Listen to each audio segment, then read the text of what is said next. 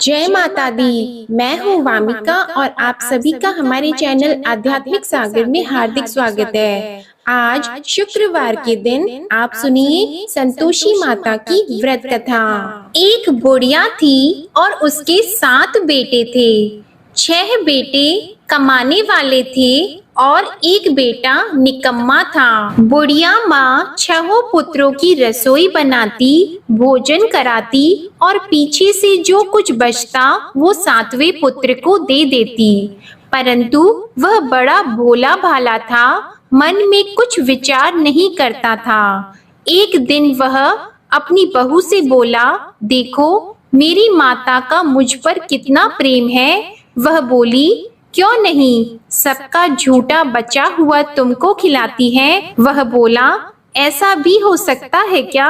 मैं जब तक आंखों से न देखूं मान नहीं सकता। बहू ने हंसकर कहा, देख लोगी तब तो मानोगी। कुछ दिन बाद बड़ा त्योहार आया। घर में 7 प्रकार के भोजन और चूरमा के लड्डू बने। वह जांचने को सर के दर्द का बहाना कर पतला कपड़ा सिर पर ओढ़कर रसोई घर में सो गया और कपड़े में से सब देखता रहा। 6 भाई भोजन करने आए। उसने देखा माँ ने उनके लिए सुंदर सुंदर आसन बिछाए, 7 प्रकार की रसोई परोसी। वह आग्रह करके जिमाती रही, वह देखता रहा। 6 भाई भोजन कर उठे तब माँ ने उनकी झूठी थालियों में से लड्डुओं के टुकड़ों को उठाया और एक लड्डू बनाया। झूठन साफ करके बुढ़िया माँ ने पुकारा, उठ बेटा, 6 भाई भोजन कर गए, अब तू ही बेटा बाकी है, उठ और तू कब खाएगा? वह कहने लगा, माँ मुझे भोजन नहीं करना, मैं परदेश जा रहा हूँ। माता ने कहा, कल जाता तो आज ही जा। वह बोला, हाँ हाँ आज ही जा रहा हूँ। यह कहकर वह घर से निकल गया। चलते समय उसे बहू की याद आई। वह गौशाला में कंडे थाप रही थी। वह उसे जाकर बोला कि मेरे पास तो कुछ नहीं है, यह अंगूठी है सो ले लो और अपनी कुछ निशानी मुझे दे दो। वह बोली कि मेरे पास क्या है, यह गोबर भरा हाथ है। यह कहकर उसकी पीठ में गोबर के हाथ की थाप मार दी और वह चल दिया। चलते चलते दूर देश में पहुंचा। वहां पर एक साहूकार की दुकान थी। वहां जाकर बोला, भाई मुझे नौकरी पर रख लो। साहूकार को नौकर की जरूरत थी। साहूकार उससे बोला, तू नौकरी पर रह जा। लड़के ने पूछा, तनख्वाह क्या रहेगी? साहूकार ने कहा, काम देखकर दाम मिलेंगे। साहूकार की नौकरी मिल गई। वह सवेरे 6 बजे से रात्रि 12 बजे तक नौकरी करने लगा। कुछ दिनों में दुकान का लेन देन, हिसाब किताब, ग्राहकों को माल बेचना, सारा काम करने लगा। साहूकार के 7-8 नौकर थे। वे सब चक्कर खाने लगे कि यह नया नौकर बहुत होशियार बन गया है। सेठ ने भी काम देखा और 3 महीने के अंदर ही उसे मुनाफे का साझीदार बना लिया। 12 वर्ष में वह नामी सेठ बन गया और मालिक सारा कारोबार उस पर छोड़कर बाहर चला गया। अब बहू पर क्या बीती वह सुनो। सास ससुर उसे दुख देने लगे। सारी गृहस्थी का काम करा के उसे लकड़ी लेने जंगल में भेजते। इस बीच घर की रोटियों के आटे से भी जो भूसी निकलती उसकी रोटी बनाकर रख दी जाती और फूटे नारियल की नरेली में पानी। इस तरह दिन बीतते रहे। एक दिन वह लकड़ी लेने जा रही थी कि रास्ते में बहुत सी स्त्रियां संतोषी माता का व्रत करती दिखाई दी। वहां यह खड़ी होकर कहने लगी, बहनों, यह तुम किस देवता का व्रत करती हो और इसके करने से क्या फल होता है? इस व्रत के करने की क्या विधि है? यदि तुम अपने इस व्रत का विधान मुझे समझाकर कहोगी तो मैं तुम्हारा बड़ा एहसान मानूंगी।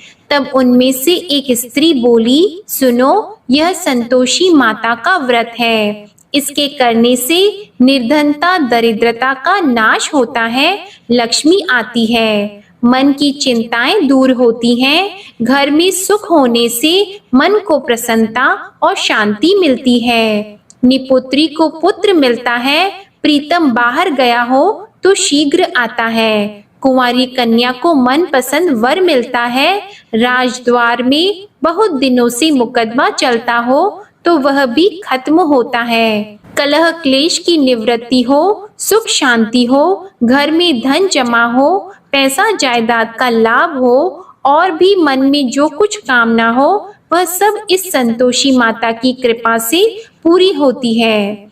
स्त्री कहने लगी, 1.25 आने का गुड़ चना लेना, इच्छा हो तो 5.25 आने का लेना या 1.25 रुपए का भी, सहूलियत के अनुसार ही लेना, बिना परेशानी श्रद्धा और प्रेम से जितना भी बन सके सवाया लेना। 5.25 पैसे से 5.25 आने तथा इससे भी ज्यादा शक्ति और भक्ति के अनुसार ले लेना।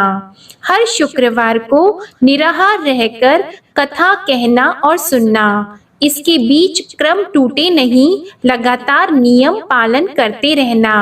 सुनने वाला कोई न मिले तो घी का दीपक जलाकर उसके आगे जल के पात्र को रखकर कथा कहना, परंतु नियम न टूटे। जब तक कार्य सिद्ध न हो नियम पालन करना और कार्य सिद्ध हो जाने पर व्रत का उद्यापन करना। 3 मास में माता फल पूरा करती है। यदि किसी के खोटे ग्रह हो तो भी माता 1 वर्ष में अवश्य कार्य सिद्ध करती हैं। कार्य सिद्ध होने पर ही उद्यापन करना चाहिए, बीच में नहीं करना चाहिए। उद्यापन में 2.5 सेर आटे का खाजा तथा इसी अनुसार से खीर तथा चने का साग बनाना। 8 लड़कों को भोजन कराना, जहाँ तक मिले देवर जेठ भाई बंधु कुटुंब के लड़के लेना, न मिले तो रिश्तेदारों और पड़ोसियों के लड़के बुलाना। उन्हें भोजन कराकर यथाशक्ति दक्षिणा देना और माता का नियम पूरा करना।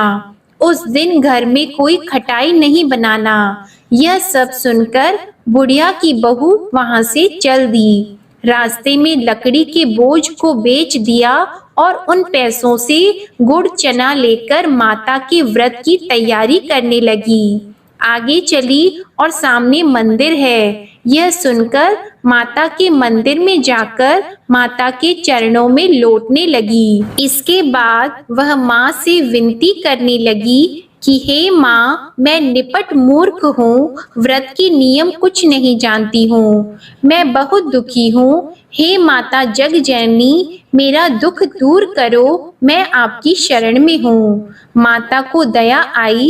एक शुक्रवार बीता कि दूसरे शुक्रवार को ही इसके पति का पत्र आया और तीसरे को उसका भेजा हुआ पैसा भी आ पहुंचा। यह देखकर जेठानी मुंह सिकोड़ने लगी। इतने दिनों में इतना पैसा आया, इसमें क्या बढ़ाव है। लड़के ताने देने लगे कि काकी के पास अब पत्र आने लगे, रुपए आने लगा, अब तो काकी की खातिर बढ़ जाएगी, अब तो काकी बुलाने से भी नहीं बोलेगी। बेचारी सरलता से यह कहती है कि भैया पत्र आएगा, रुपए आएंगे तो हम सबके लिए अच्छा है। ऐसा कहकर आंखों में आंसू भरकर संतोषी माता के मंदिर में आकर मातेश्वरी के चरणों में गिरकर रोने लगी। माँ, मैंने तुमसे पैसा नहीं मांगा, मुझे पैसे से क्या काम है, मुझे तो अपनी सुहाग से काम है।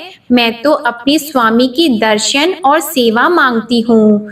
तब माता ने प्रसन्न होकर कहा, जा बेटी, तेरा स्वामी आएगा। यह सुनकर खुशी से वह बावली होकर घर जाकर काम करने लगी। अब संतोषी माँ विचार करने लगी, इस भोली पुत्री से मैंने कह तो दिया कि तेरा पति आएगा, पर आएगा कहाँ से? वह तो इसे स्वप्न में भी याद नहीं करता। इसे याद दिलाने तो मुझे ही जाना पड़ेगा। इस तरह माता उस बुढ़िया के बेटे के पास जाकर स्वप्न में प्रकट होकर कहने लगी, साहूकार के बेटे, सोता है या जागता है? वह कहता है, माता सोता भी नहीं हूँ, जागता भी नहीं हूँ, बीच में ही हूँ, कहो क्या आज्ञा है। माँ कहने लगी, तेरा घर बार है या नहीं। वह बोला, मेरा सब कुछ है माता, माँ बाप भाई बहन बहू, क्या कमी है। माँ बोली, पुत्र तेरी घरवाली कष्ट उठा रही है, माँ बाप उसे दुख दे रहे हैं, वह तेरे लिए तरस रही है, तू उसकी सुध ले। वह बोला, हाँ माता, यह तो मुझे मालूम है, परंतु जाऊं कैसे। परदेश की बात है, लेन देन का कोई हिसाब नहीं, कोई जाने का रास्ता नजर नहीं आता, कैसे चला जाऊं। माँ कहने लगी, मेरी बात मान, सवेरे नहा धोकर संतोषी माता का नाम लेकर घी का दीपक जलाकर दंडवत कर दुकान पर जा बैठना। देखते देखते तेरा लेन देन चुक जाएगा, जमा माल बिक जाएगा, सांझ होते होते धन का ढेर लग जाएगा। अब तो वह सवेरे बहुत ही जल्दी उठकर मित्र बंधुओं से अपने सपने की बात कहता है। वे सब उसकी बात अनसुनी करके खिल्ली उड़ाने लगे। कहीं सपने भी सच्चे होते हैं। एक बूढ़ा बोला, देख भाई मेरी बात मान, इस तरह साच झूठ कहने के बदले देवता ने जैसा ही कहा है वैसा ही करना, तेरा क्या जाता है। अब बूढ़े की बात मानकर वह नहा धोकर संतोषी माता को दंडवत कर घी का दीपक जलाकर दुकान पर जा बैठता है। थोड़ी देर में वह क्या देखता है कि देने वाले रुपया लाए, लेने वाले हिसाब लाए। कोठे में भरे सामानों के खरीदार नगद में सौदा करने लगे। शाम तक धन का ढेर लग गया। मन में माता का नाम लेकर प्रसन्न होकर घर जाने के वास्ते गहना कपड़ा सामान खरीदने लगा। यहाँ के काम से निपट घर को रवाना हुआ। उधर बहू बेचारी जंगल में लकड़ी लेने जाती है। लौटते वक्त माताजी के मंदिर पर विश्राम करती है। वह तो उसका रोज रुकने का स्थान ही था। दूर धूल उड़ती देखकर वह माता से पूछती है, हे माता, यह धूल कैसे उड़ रही है। माँ कहती है, हे पुत्री, तेरा पति आ रहा है, अब तू ऐसा कर, लकड़ियों के 3 बोझ बना ले, एक नदी के किनारे रख, दूसरा मेरे मंदिर पर और तीसरा अपने सिर पर रख। तेरे पति को लकड़ी का गट्ठा देकर मोह पैदा होगा, वह यहाँ रुकेगा, नाश्ता पानी बनाकर खाकर माँ से मिलने जाएगा। तू लकड़ी का बोझ उठाकर जाना और बीच चौक में गट्ठा लाकर 3 आवाजें जोर से लगाना। लो सासू जी, लकड़ियों का गट्ठा लाई हूँ, भूसी की रोटी दो, नारियल के खोपड़े में पानी दो, आज कौन मेहमान आया है। माँ की यह बात सुनकर वह बहुत अच्छा माता जी कहकर प्रसन्न मन होकर लकड़ियों के 3 गट्ठे ले आई। एक नदी के तट पर एक माता के मंदिर पर रखा। इतने में ही वह मुसाफिर आ पहुंचा। सूखी लकड़ी देखकर उसकी इच्छा हुई कि अब यहीं निवास करें और भोजन बनाकर खा पीकर गांव जाएं। इस प्रकार भोजन बनाकर विश्राम लेकर गांव को गया। उसी समय बहू सिर पर लकड़ी का गट्ठा लिए आती है। उसे आंगन में डालकर जोर से 3 आवाज देती है, लो सासू जी, लकड़ी का गट्ठा लो, भूसी की रोटी दो, नारियल के खोपड़े में पानी दो, आज कौन आया है। यह सुनकर उनकी सास अपने दिए हुए कष्टों को भुलाने हेतु कहती है, बहू ऐसा क्यों कहती हो, तेरा मालिक ही तो आया है, बैठ, मीठा भात खाकर कपड़े गहने पहन।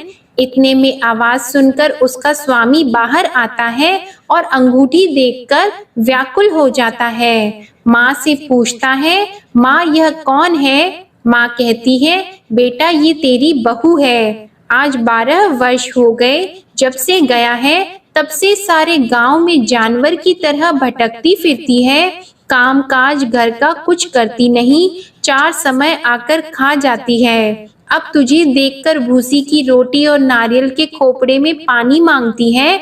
वह लज्जित होकर बोला, ठीक है माँ, मैंने इसे भी देखा और तुम्हें भी, अब मुझे दूसरे घर की चाबी दो तो मैं उसमें रहूंगा। ठीक है बेटा, जैसी तेरी मर्जी। यह कहकर माँ ने चाबी का गुच्छा उसे दे दिया। उसने लेकर दूसरे कमरे को खोलकर सारा सामान जमाया और एक दिन में ही वहां राजा के महल जैसा ठाट बाट बन गया। अब क्या था, वह सुख भोगने लगी। इतने में अगला शुक्रवार आया। उसने अपने पति से कहा, मुझे माता का उद्यापन करना है। उसका पति बोला, बहुत अच्छा, कर लो, अपनी खुशी से यह भी कर लो। तुरंत ही वह उद्यापन की तैयारी करने लगी। जेठ के लड़के को भोजन के लिए कहने लगी। उसने मंजूर किया, परंतु पीछे जेठानी अपने बच्चों को सिखाती है, देखो भोजन के समय सब लोग खटाई मांगना, जिससे इसका उद्यापन पूरा न हो। लड़के खाना खाने आए, खीर पेट भरकर खाई, परंतु बात याद आते ही कहने लगे, हमें कुछ खटाई खाने को दो। खीर खाना हमें भाता नहीं, यह देखकर अरुचि होती है। बहू कहने लगी, खटाई किसी को नहीं दी जाएगी, यह तो संतोषी माता का प्रसाद है। लड़के उठकर खड़े हुए और बोले, पैसे लाओ। भोली बहू कुछ जानती नहीं थी, सो उन्हें पैसे दे दिए। लड़के उसी समय उठकर इमली लेकर खाने लगे। यह देखकर बहू पर माता ने कोप किया।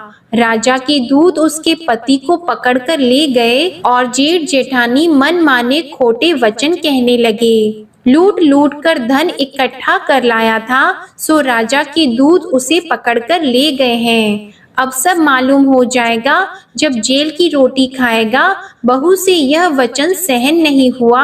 रोती रोती माता के मंदिर में गई और बोली, हे माता, तुमने यह क्या किया? हंसाकर क्यों रुलाती हो? माता बोली, पुत्री, तूने उद्यापन करके मेरा व्रत भंग किया, इतनी जल्दी सब बातें भुला दी। वह कहने लगी, माता, भूली तो नहीं हूँ, न कुछ अपराध किया है, मुझे तो लड़कों ने भूल में डाल दिया। मैंने भूल से उन्हें पैसे दे दिए, मुझे क्षमा करो माँ।